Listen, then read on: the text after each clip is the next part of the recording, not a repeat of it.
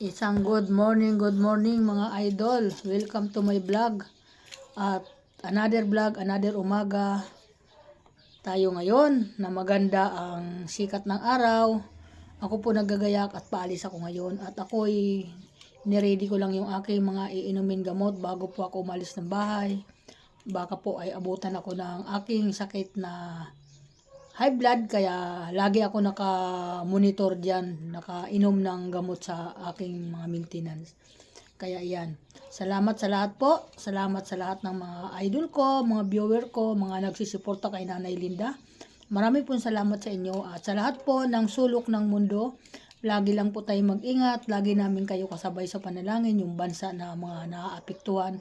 Lagi po kami nananalangin para sa inyo. Lalo na po sa Israel kasi may kamag-anak kami na malapit doon sa puso namin. Lagi po namin sinasabayan na sana hipuin na po ng Panginoon yung mga ganyang kaguluhan na hindi naman po sila mahirapan kasi siyempre ang mahirap po ang kalagayan nila ngayon sa ibang bansa. Sa lahat po na naaapektuhan, kagaya po ng Amerika, Riyadh ba yun? Ay, saan ba yun? Iran, at Dubai, kung saan man may problema na bansa, panalangin kami 2 beses ang araw. Manalangin kami sa umaga, pagdating ng alas 6 bago matulog, ay nananalangin din po kami para sa inyo. Yan po. Sana po ay tapusin na po yan at maging mapayapa na po ang mga kababayan natin na naghahanap buhay sa ibang bansa at bumalik na po ng normal yung kanilang mga kalbaryo doon. At marami pong salamat at sana lagi lang tayo mag-ingat.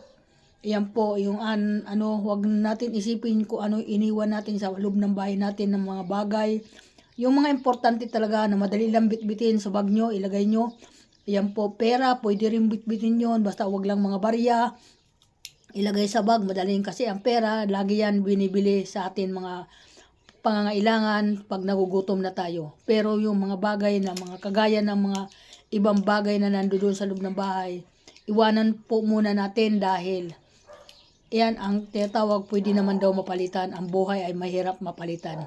Kaya importante po ang buhay natin. Lalo na po sa Israel, yung amin isang pamilya doon nga nagdadanas din ng kalbaryo. At sana lagi kayo mag-ingat mag-anak, ang mga anak mo.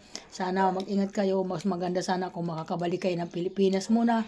Kasi yun po ang maganda at hindi ka muna kasi dito sa Pilipinas kahit papaano ay ligtas naman tayo dito na kahit papaano na matahimik. Tahimik naman, sana po ay laging ganon. Hindi po tayo at ako'y sana po hipuin na po ang Panginoon yung mga ganyan at matapos na po yan. Yan po aking laging ipinapanalangin na inormal na po yung buhay ng mga kababayan natin.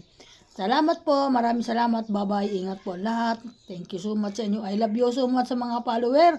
Lahat po ng kahit hindi ko follower, I love you po sa inyo lahat ng bansa. Kahit saan sulok ng mundo, I love you. Sulok ng bunso dito sa Pilipinas, I love you po sa inyo. Marami pong salamat, bye-bye po. Ingat po ang lahat, bye-bye. Lalo na sa aking mga anak, ingat kayo mga anak, ingat.